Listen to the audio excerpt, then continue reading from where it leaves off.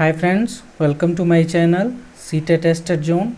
Friends, इससे पहले मैंने इस सीरीज का 3 क्लास करा रखा है। ये चौथा क्लास है जिसमें कि चैप्टर 7 और 8 क्लास 6 एनसीईआरटी का करा रहे हैं। फ्रेंड्स, ये हिस्ट्री के लिए है और सीटेट पेपर 2 के लिए स्पेशल है ये। और 7th फेज़ जो बिहार में आने वाली है उसके लिए भी बहुत इंपॉर्टेंट है। DSSB में जो TGT है उसके लिए भी बहुत इंपॉर्टेंट है। तो इससे पहले मैंने 3 क्लास करा रखा है। अगर आप लोगों ने नहीं देखे तो प्लीज़ जाके देखिए, उसमें बहुत इंपॉर्टेंट क्लास है फ्रेंड्स। और प्लीज़ अगर आप मेरे इस चैनल पे नए आए हैं तो लाइक एंड सब्सक्राइब कर दीजिएगा। तो चलिए स्टार्ट करते हैं फ्रेंड। देखिए फ्रेंड्स, ये जो है ये सीटेट स्पेशल है और ये बिहार 7th फेज और यूपी टेट और DSSB जैसे एग्ज़ामों के लिए भी बहुत इंपॉर्टेंट है ये क्लास। ये हमारे अतीत जो है हिस्ट्री का क्लास 6 का, और ये चैप्टर 7 जो कि है राज्य से साम्राज्य। तो चलिए स्टार्ट करते हैं। देखिए, एक साम्राज्य। हाँ फ्रेंड, एक और इम्पोर्टेंट बात, अगर आप लोगों ने पेन और कॉपी लेके नहीं बैठे तो प्लीज़ बैठिए और ये इम्पोर्टेंट सब जो मैं आपको पॉइंट बता रहा हूँ उसको नोट कीजिए, जो कि आपको एग्ज़ाम में रिवीजन करने में बहुत ज़्यादा हेल्पफुल होगा। तो चलिए फ्रेंड स्टार्ट करते हैं। देखिए, एक साम्राज्य, सबसे पहला पॉइंट है इसमें एक साम्राज्य, जो कि अशोक जिस साम्राज्य पर शासन करते थे उनकी स्थापना उनके दादा चंद्रगुप्त मौर्य ने लगभग 2300 साल पहले की थी। चाणक्य या कौटिल्य नाम के एक बुद्धिमान व्यक्ति ने चंद्रगुप्त की सहायता की थी। देखिए, चंद्रगुप्त की सहायता की थी। चाणक्य के कई विचार हमें अर्थशास्त्र, उनकी ये पुस्तक है बहुत इंपॉर्टेंट। ये डायरेक्ट पूछ लिया जाता है कि चाणक्य की जो पुस्तक है उनका नाम क्या है, तो अर्थशास्त्र। देखिए, अर्थशास्त्र नाम की किताब में मिलती है। साम्राज्य में बहुत से नगर थे। साम्राज्य के बहुत बड़े क्षेत्र में किसान और पशुपालकों गांव में बसे हुए थे। देखिए, मध्य भारत जैसे इलाके में ज़्यादातर हिस्सा जंगलों से भरा हुआ था। वहाँ पर लोग फल फूल संग्रहण और जानवरों का शिकार करके जीविका चलाते थे। नेक्स्ट देखिए, साम्राज्य के अलग अलग इलाके में लोग भिन्न भिन्न भाषाएं बोलते थे। वे लोग शायद अलग अलग प्रकार के भोजन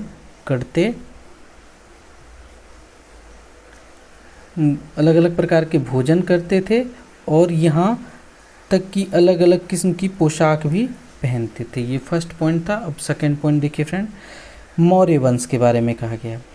जब एक ही परिवार के कई सदस्य एक के बाद एक राजा बनते हैं तो उन्हें एक ही वंश कहा जाता है। मौर्य वंश में 3 महत्वपूर्ण राजा हुए, चंद्रगुप्त, उनका बेटा बिंदुसार और बिंदुसार का पुत्र अशोक। ये 3 बहुत ही महत्वपूर्ण और सर्वाधिक शक्तिशाली राजा हुए मौर्य वंश के। चलिए नेक्स्ट पॉइंट देखिए फ्रेंड। नेक्स्ट पॉइंट है मौर्य साम्राज्य के बारे में। मौर्य साम्राज्य बहुत बड़ा था, इसलिए अलग अलग हिस्सों पर अलग अलग ढंग से शासन किया जाता था। पाटलिपुत्र और उसके आसपास के इलाके पर साम्राज्य का सीधा नियंत्रण था।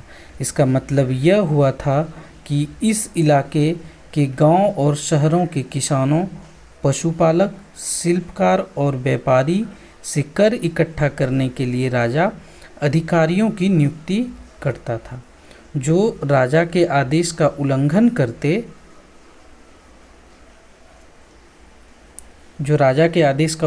करते थे अधिकारी उनको सजा भी देते थे।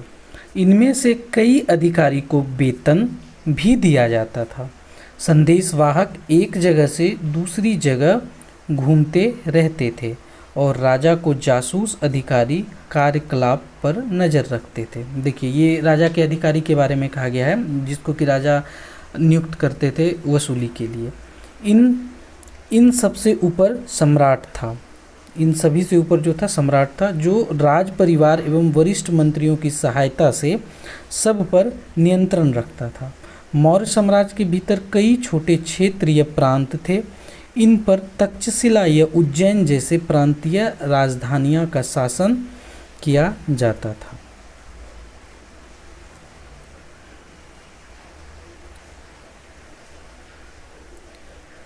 कुछ हद तक पाटलिपुत्र में इन क्षेत्रों पर नियंत्रण रखा जाता था। ये पाटलिपुत्र भी था जिसपे कि नियंत्रण रखा जाता था मौर्य साम्राज्य के द्वारा। अब नेक्स्ट पॉइंट देखिए फ्रेंड, जो कि मेगास्थनीज के बारे में है। इनकी एक पुस्तक भी है जो कि मैं आपको बताऊंगा। देखिए मेगास्थनीज, चंद्रगुप्त के दरबार में पश्चिम एशिया के यूनानी राजा सेल्यूकस निकेटर का राजदूत था मेगास्थनीज। मेगास्थनीज किसका राजदूत था? तो ये थे सेल्यूकस निकेटर का राजदूत था। मेगास्थनीज ने जो कुछ देखा उसका विवरण किया था।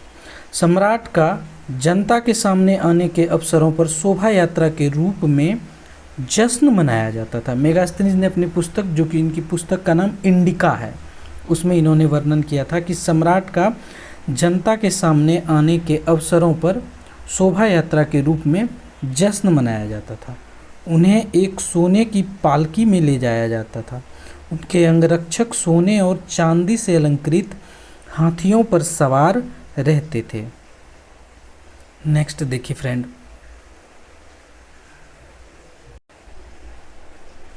हाँ तो नेक्स्ट है कि उनके अंगरक्षक सोने और चांदियों से अलंकृत हाथियों पर सवार रहते थे।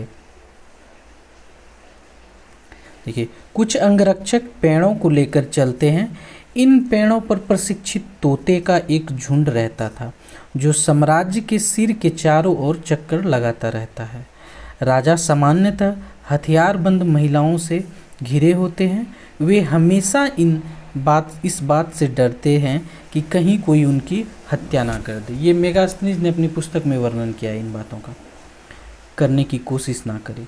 उनके खाना खाने से पहले खास नौकर उस खाने को चखते। वे लगातार दो रात एक ही कमरे में नहीं सोते थे। ये मेगास्थनीज ने अपनी पुस्तक जो इंडिका है उनमें इन बातों का वर्णन किया। अब देखिए पाटलिपुत्र के बारे में क्या कहा जाता है। यह एक विशाल और खूबसूरत नगर था।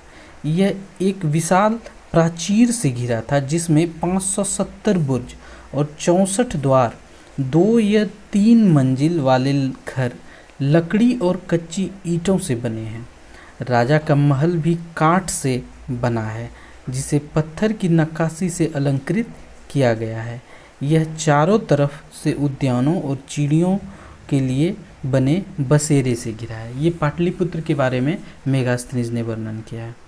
अब देखिए अशोक के बारे में आता है। ये भी अशोक के बारे में भी बहुत इंपॉर्टेंट है, इससे सवाल आता है। देखिए अशोक के बारे में, अशोक मौर्य वंश का सबसे प्रसिद्ध शासक था। वह ऐसे पहले शासक थे जिन्होंने अभिलेखों द्वारा जनता तक अपने संदेश पहुंचाने की कोशिश की। अभिलेख के सबसे पहले लिखने का वर्णन ये अशोक के बारे में ही कहा जाता है। अशोक ने ज़्यादातर अभिलेख प्राकृत भाषा और ब्राह्मी लिपि में, ये बहुत इंपॉर्टेंट है फ्रेंड, पूछ देगा कि अशोक के अभिलेख जो थे वे किस भाषा में थे, प्राकृत भाषा, और ये लिपि अगर पूछे तो ब्राह्मी लिपि में। ये सब नोट करते रहिएगा जो कि आपको रिवीजन में बहुत ज़्यादा हेल्प हो। अशोक ने कलिंग को जीतने के लिए एक युद्ध लड़ा, लेकिन युद्ध जनहिंसा और खून खराबे देखकर उन्हें युद्ध से वितृष्णा हो गई। उन्होंने निर्णय लिया कि वे भविष्य में कभी युद्ध नहीं करेंगे। कलिंग युद्ध के बाद ही कहा जाता है कि अशोक का हृदय परिवर्तन हो जाता है। देखिए नेक्स्ट पॉइंट फ्रेंड्स,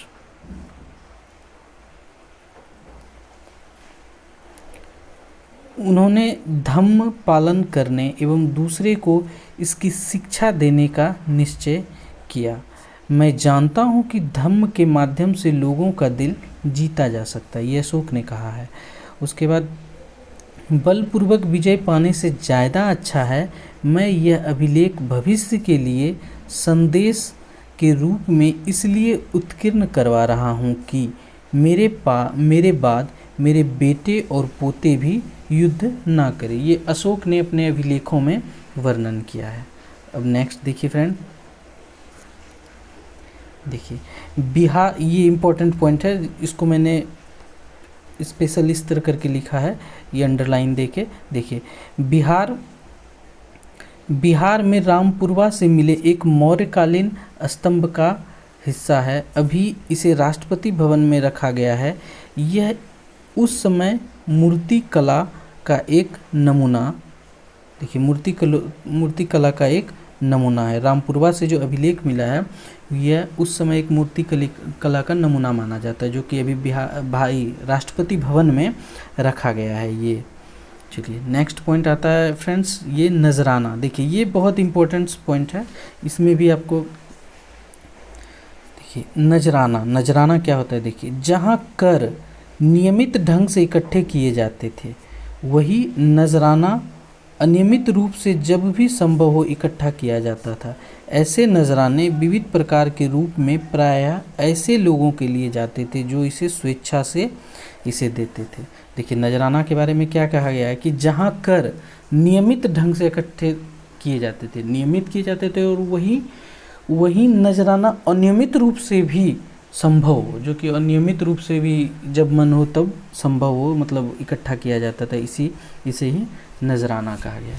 तो उससे क्लास 6 के 7 चैप्टर में ये कुछ इंपॉर्टेंट पॉइंट्स था फ्रेंड, जो कि मैंने लिया है, जो मैंने एग्ज़ाम के दृष्टिकोण से ये सभी पॉइंट को लिया है।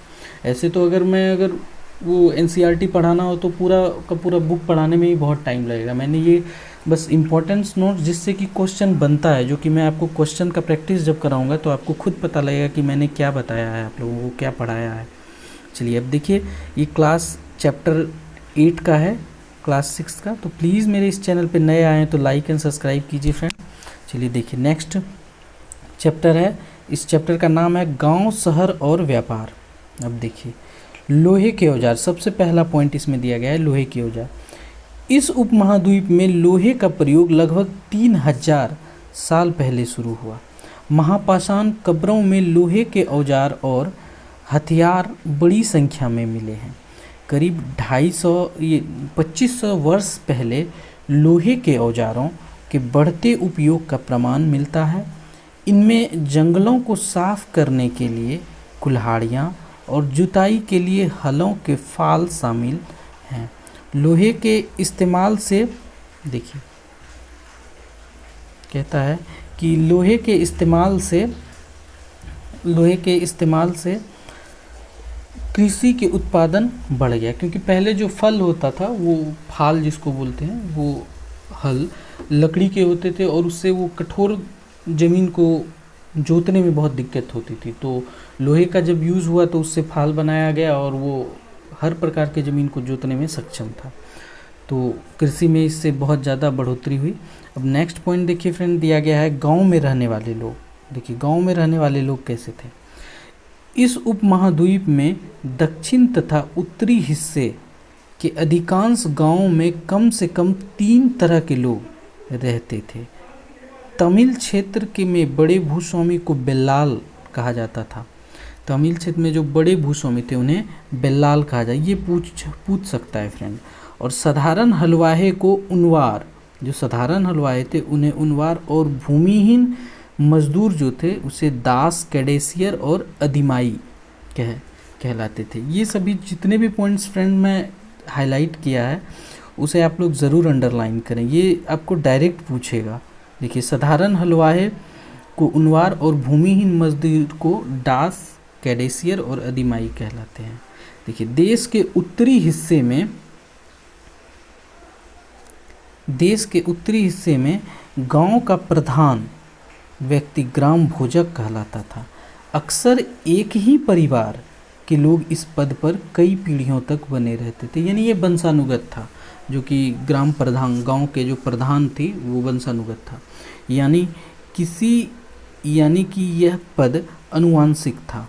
ग्राम भोजक के पद पर आमतौर पर गांव का सबसे बड़ा भूस्वामी होता था। ये इंपॉर्टेंट रखिए, ग्राम भोजक का जो पद था उस पे आमतौर पर गांव का सबसे बड़ा भूस्वामी होता था। चलिए नेक्स्ट पॉइंट आते हैं अब सिक्के। ये बहुत इंपॉर्टेंट है। देखिए फ्रेंड्स इसमें सिक्के, ये डायरेक्ट यहाँ से पूछा जाता है। पुरातत्वविदों ने इस युग में के हजारों सिक्के मिले हैं। सबसे पुराना जिन्हें कि आहत सिक्के थे, जो करीब 500 साल चले। चांदी या तांबे के सिक्के पर विभिन्न आकृतियों को आहत करके बनाया जाने के कारण इन्हें आहत सिक्के कहते हैं।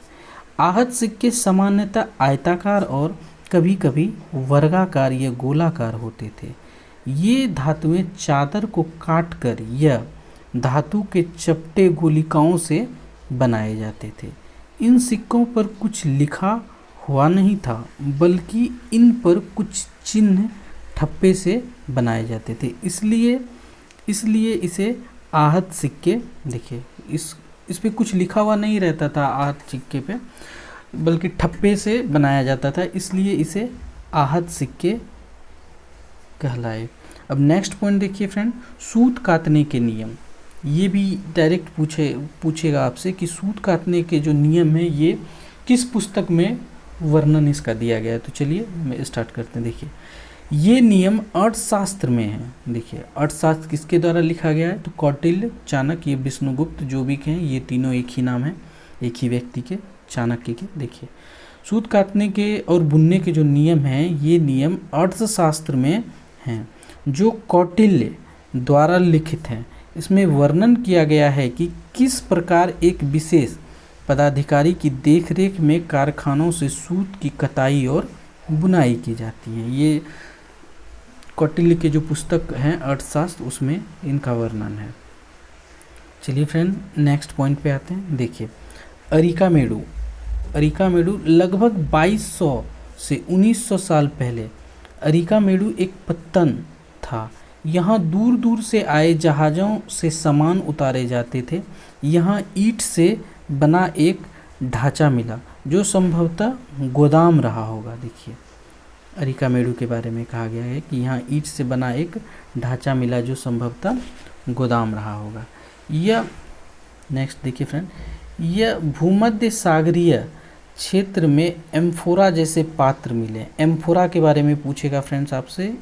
देखिए एम्फोरा, इसमें शराब या तेल जैसे तरल पदार्थ रखे जाते हैं। एम्फोरा के बारे में कहा जाता है कि इसमें तरल पदार्थ रखे जाते हैं, जैसे शराब हो, तेल हो, और इनमें दोनों तरफ से पकड़ने के लिए हत्थे लगे होते हैं। एम्फोरा में दोनों तरफ से पकड़ने के लिए हत्थे लगे हैं।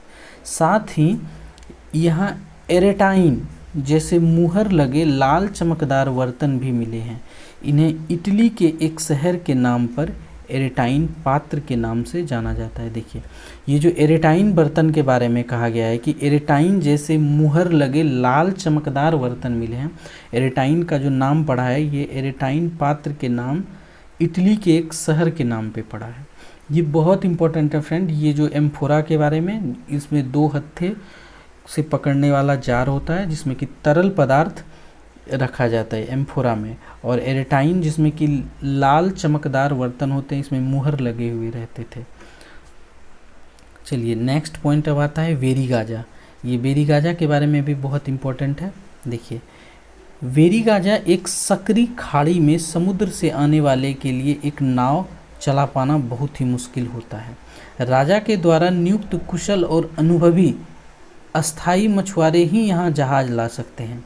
वेरीगाजा में शराब, तांबा, टीन, सीसा, मूंगा, पखराज, कपड़े, सोने और चांदी के सिक्के का आयात होता है।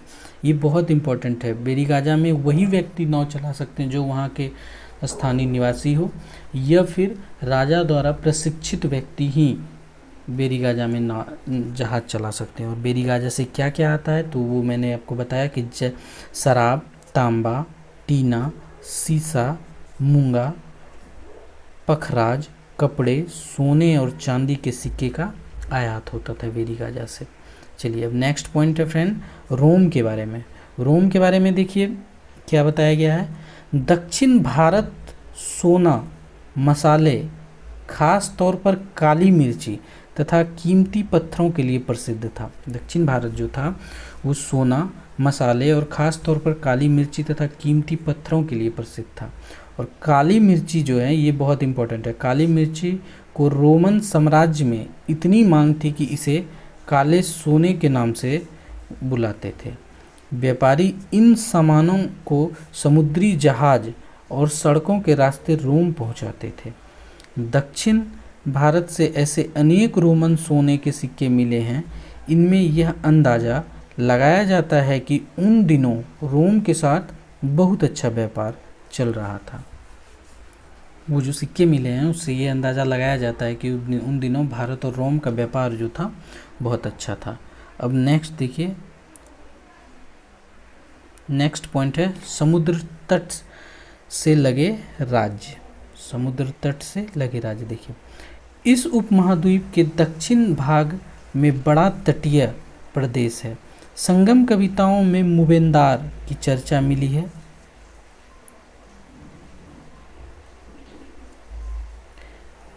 संगम कविताओं में मुबेंदार की चर्चा मिलती है। यह एक तमिल शब्द है जिसका अर्थ तीन मुखिया होता है।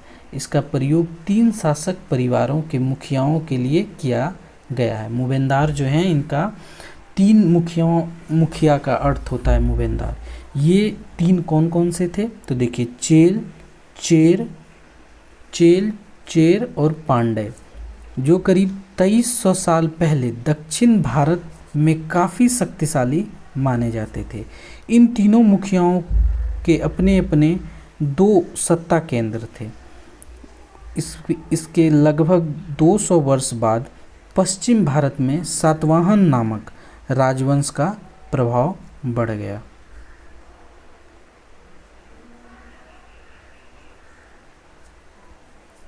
देखिए, इसके जो ये तीन थे, चेल, चोल और पांड्य, इसके 200 वर्ष बाद पश्चिम भारत में सातवाहन नामक राजवंशों का प्रभाव पड़ गया। सातवाहनों का सबसे प्रमुख राजा गौतमी पुत्र सातकर्णी था।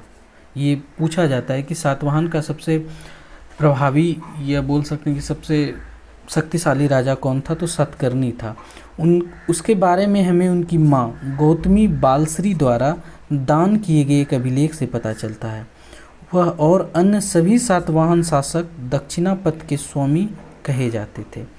दक्षिणापथ का शाब्दिक अर्थ दक्षिण की ओर जाने वाला रास्ता होता है। देखिए, दक्षिणापथ का शाब्दिक अर्थ क्या है, दक्षिण की ओर जाने वाला रास्ता। चलिए, ये जो सिल्क रूट के बारे में है ये भी बहुत इंपॉर्टेंट है फ्रेंड्स। देखिए, सिल्क रूट, रेशम मार्ग और कुषाण। सिल्क रूट पर नियंत्रण रखने वाले शासकों में सबसे प्रसिद्ध थे कुषाण। ये बहुत इंपॉर्टेंट है कि सिल्क रूट पे नियंत्रण रखने वाले शासकों में जो सबसे प्रसिद्ध थे वो थे कुषाण। करीब 2000 साल पहले मध्य एशिया तथा पश्चिमोत्तर भारत पर इनका शासन था। पेशावर और मथुरा इनके 2 मुख्य शक्तिशाली केंद्र थे। कौन कौन सा, पेशावर और मथुरा इनके 2 मुख्य शक्तिशाली केंद्र थे। तक्षशिला में इनके ही राज्य का हिस्सा था। इनके शासनकाल में ही सिल्क रूट की एक शाखा मध्य एशिया से होकर सिंधु नदी के मुहाने के पत्तनों तक जाती थी। फिर यहाँ से जहाज़ों द्वारा रेशम पश्चिम की ओर रोमन साम्राज्य तक पहुँचाया जाता था। चलिए नेक्स्ट देखते हैं फ्रेंड क्या है। चलिए, तो ये जो था ये चैप्टर मैंने 7 और 8 का कंप्लीट, इसमें मैंने कोई भी ऐसा पॉइंट नहीं छोड़ा जो कि आपको लगे कि ये इम्पोर्टेंट था और मैंने नहीं बताया। मैंने दोनों चैप्टर से बहुत ही बेहतर तरीके से मैंने एक्सप्लेन करने की कोशिश किया है। और नेक्स्ट फिर ये क्लास आएगा फ्रेंड, जो कि इसके बाद एक क्लास के बाद फिर 7 क्लास का स्टार्ट हो जाएगा हिस्ट्री का, और फिर 6 क्लास का फिर पॉलिटी, फिर ज्योग्राफी। अब रेगुलर क्लास आते रहेगा फ्रेंड। तो प्लीज़ मेरे इस चैनल पे नए आए तो लाइक एंड सब्सक्राइब कीजिएगा। Thank you for watching friends, please, thank you.